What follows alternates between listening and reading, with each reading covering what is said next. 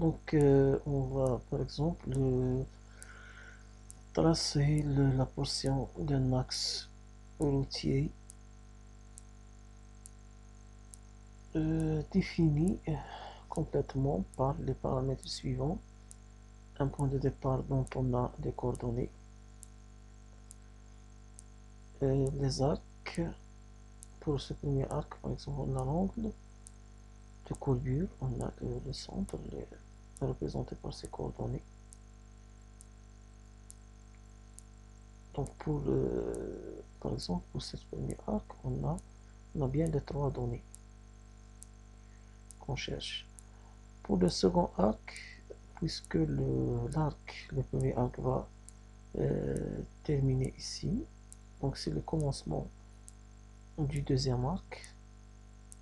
Alors on a comme une première donnée pour le deuxième arc, le point de départ. Une deuxième donnée, son angle. Une troisième donnée, son centre.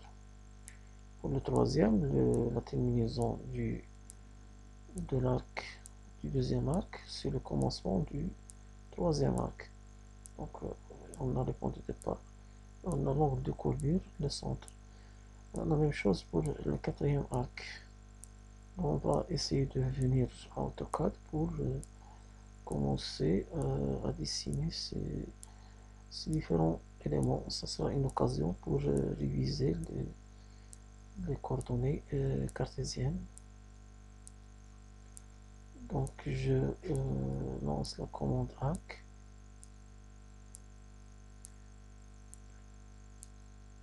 Je vais donner comme première donnée le centre de l'arc. Donc il faut valider ou bien il faut cliquer avec le bouton droit pour préciser AutoCAD.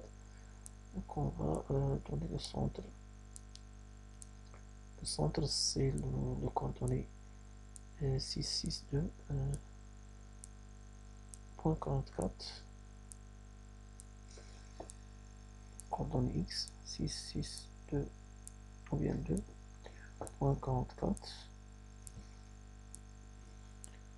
Je viens en haut la coordonnée en Y c'est 18.58.91.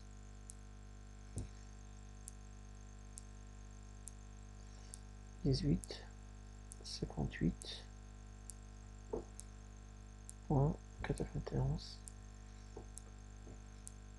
Donc sont les coordonnées du centre, je valide. Le centre de l'arc est reconnu par AutoCAD. Donc c'est la première donnée, il reste deux autres.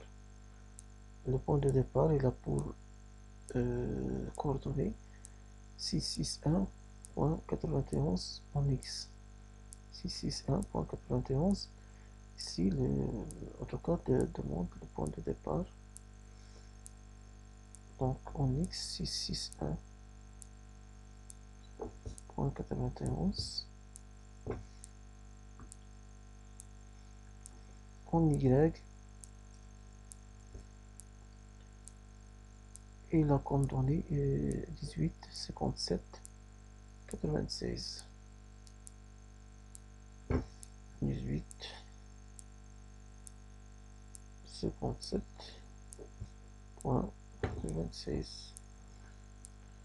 Et je valide. Donc AutoCAD déchiffre le point de départ de l'arc. C'est pas encore fini parce qu'il reste la troisième donnée. Donc je vais déterminer à l'aide de l'angle de courbure. L'angle de courbure c'est 90.39. Mais il faut que je précise à AutoCAD que je vais donner l'angle. Donc c'est 90.39. Donc je précise en tout cas qu'il s'agit de l'angle 90.39.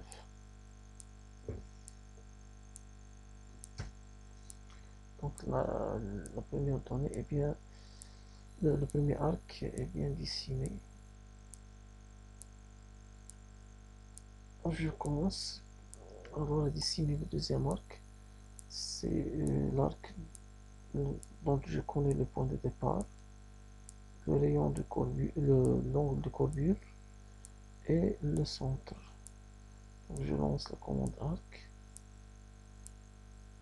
Je vais donner le point de départ et à l'aide du bouton droit, je précise à AutoCAD que je vais donner le centre. Le centre, c'est le point de coordonnée X 664.24. Donc 664.24, virgule, coordonnée en Y du centre du second arc, c'est 18, 58, 06. 18, 58, 06. Je valide sur les coordonnées du centre. Il reste alors la troisième donnée, c'est la courbure.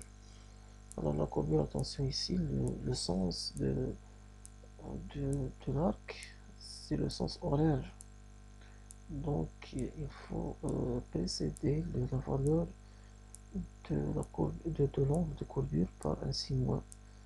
15, c'est 115.44, donc moins 115.44. Avant, il faut bien sûr dire en tout cas qu'il s'agit de l'angle. Donc c'est moins 115.44.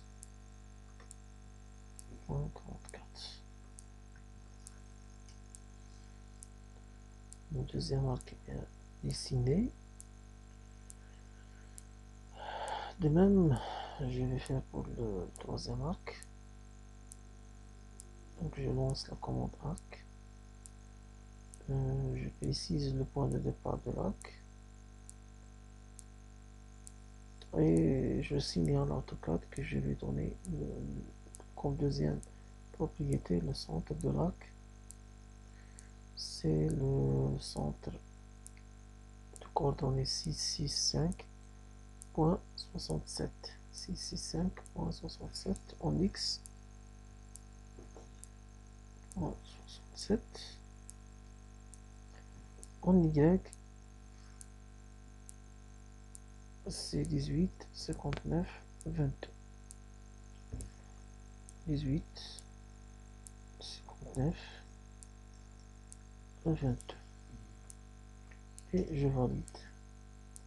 Il reste la troisième donnée, c'est l'angle de courbure. C'est un angle de valeur, bien sûr, on est dans le sens contraire, le sens horaire, donc c'est positif. C'est la valeur 159.18. Il faut préciser en premier lieu, en tout cas, qu'on va lui donner l'angle. Donc je reviens, c'est 159.18. 159.18. Et je valide sur cette valeur. Il reste le quatrième angle, bien le quatrième arc. C'est exactement de la même façon. Donc je lance la commande arc, je donne la terminaison du troisième arc comme point de départ. Je précise à AutoCAD que je vais donner le centre du quatrième arc. Le centre, c'est le point de coordonnée 667.13. 667.13, virgule, pour donner la coordonnée en Y, c'est 1859.7. 1859.7. Et je valide sur le centre. Il reste seulement de donner l'angle de courbure. Et il faut préciser en tout cas qu'on va lui donner l'angle. Donc ici je viens pour voir la valeur, c'est 122,22. Mais attention, c'est un sens horaire, donc négatif. Moins 122.22. Et mon exercice est bien achevé. Bon, ça, c'est une application un petit peu compliquée de la réalisation de deux arcs à courbure diverses. Dans la prochaine vidéo, on va voir un exercice plus compliqué que ça. La réalisation d'un design d'une porte avec des courbures plus compliquées. Donc à la prochaine.